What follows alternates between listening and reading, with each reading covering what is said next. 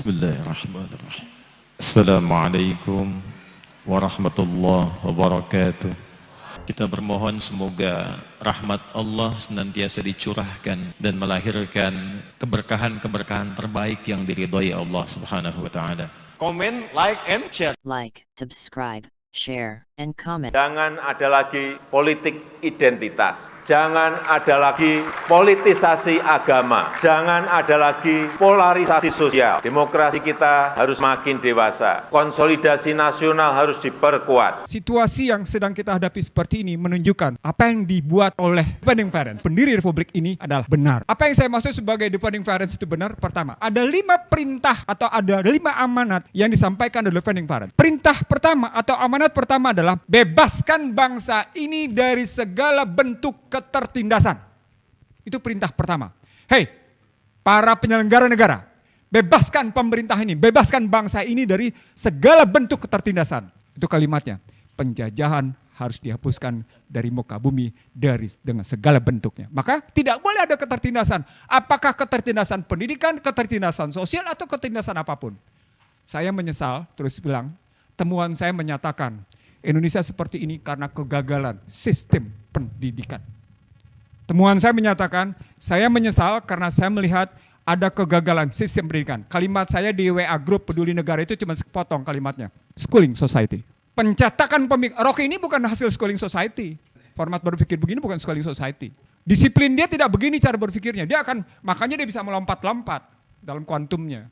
Kalau Schooling Society, Anda akan terkotak-kotak dalam cara berpikir sesuai dengan sekolah di mana Anda diambil. Nah, kalau ketertindasan sosial lewat pendidikan sudah terjadi, maka suka tidak suka. Pemerintahan sebagai sebuah bentuk pendidikan politik, pemerintahan sebagai sebuah bentuk pendidikan politik, dia sekaligus menularkan kegagalan itu. Ini yang bahaya sesungguhnya. Jadi kalau Schooling Society sudah menunjukkan kegagalan, ditambah dengan pemerintahan menambahkan bentuk kegagalan itu, maka sesungguhnya kegagalan ini menjadi paripurna. Itu baru satu sektor pendidikan, belum sektor-sektor yang lain. Yang kedua, kita diperintah untuk membebaskan dari ketertindasan. Yang ketiga, bebaskan dari kemiskinan. Yang keempat, bebaskan dari ketimpangan. Yang kelima, baru bebaskan dari kehinaan. Disitulah bangun hubungan kerjasama dalam prinsip ketuhanan yang Maha Esa. Model hubungan luar negeri non-blok itu pada hakikatnya adalah model hubungan di mana orang berhubungan satu sama lain dalam kesetaraan, bukan dalam kehinaan posisinya. Anda bisa kemudian dihormati karena Anda punya kesetaraan dan kemudian Anda tampil dengan sosok tidak terhina posisinya. Hari ini misalnya kita terbengong-bengong oleh kemampuan Muhyiddin menilai dirinya untuk mundur. Suka tidak suka. Melayu sana itu ternyata mampu membangun cermin diri yang benar. Saya ulang, Melayu di sana itu mampu membangun cermin diri yang benar sehingga Muhyiddin mau mengundurkan diri.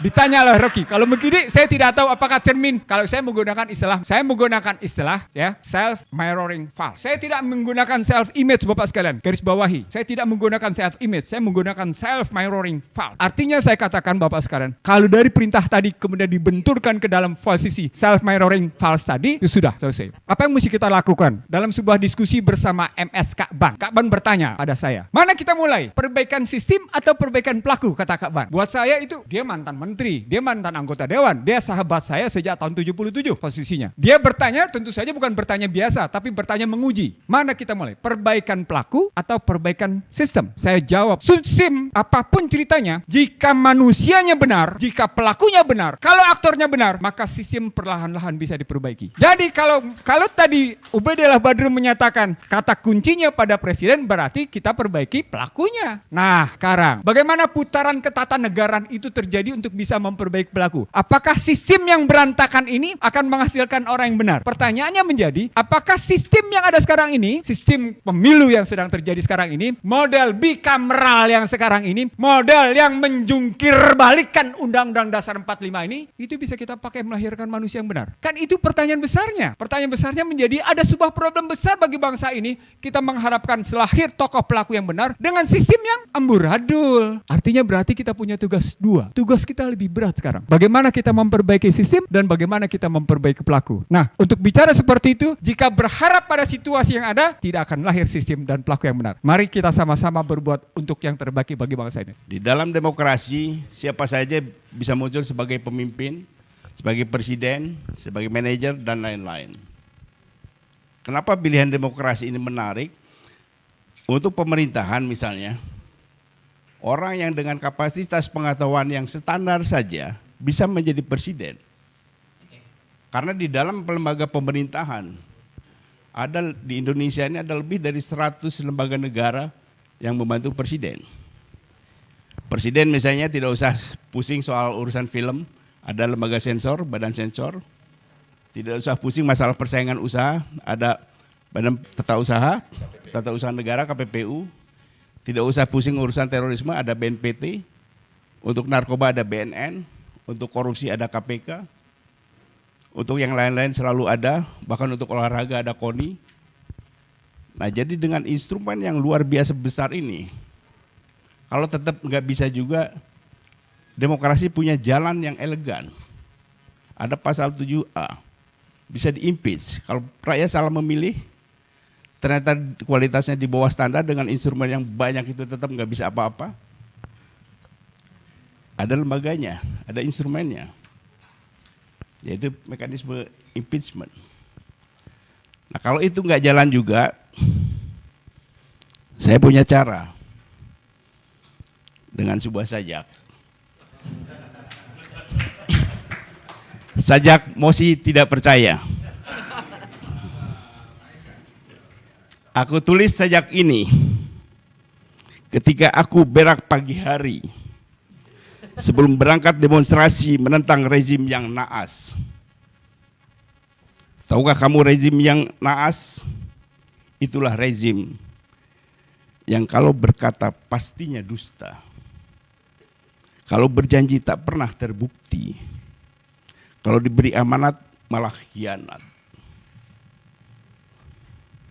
Maka kepada rezim yang para buaya, aku nyatakan mosi tidak percaya. Dan sebelum semuanya tuntas, karena perutku semakin mulas, aku nyatakan dengan keras, wahai rezim yang naas, tidurlah dengan pulas. Al-Araf surat ke-796. A'udzubillahi minasyaitonirrajim.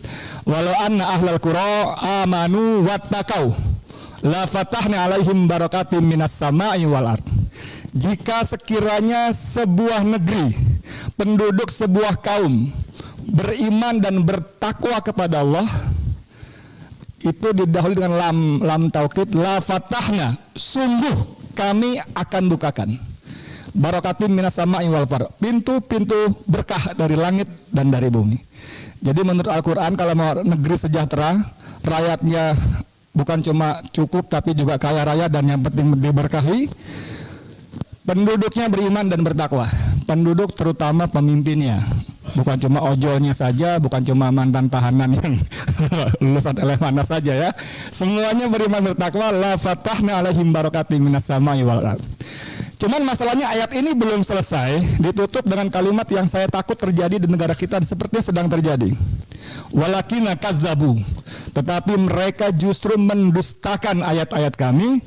Fa'akhadnahum bima kanu yaksibun, dan kami siksa mereka karena perbuatan mereka mendustakan ayat-ayat itu. Di negeri ini ayat-ayat kita, Al-Quran maksud saya, ayat kitab suci yang lainnya silahkan monggo, bukan cuma didustakan tapi dikriminalisasi. Orang-orang yang berkhidmat untuk melaksanakan, mengamalkan dengan baik dikriminalisasi.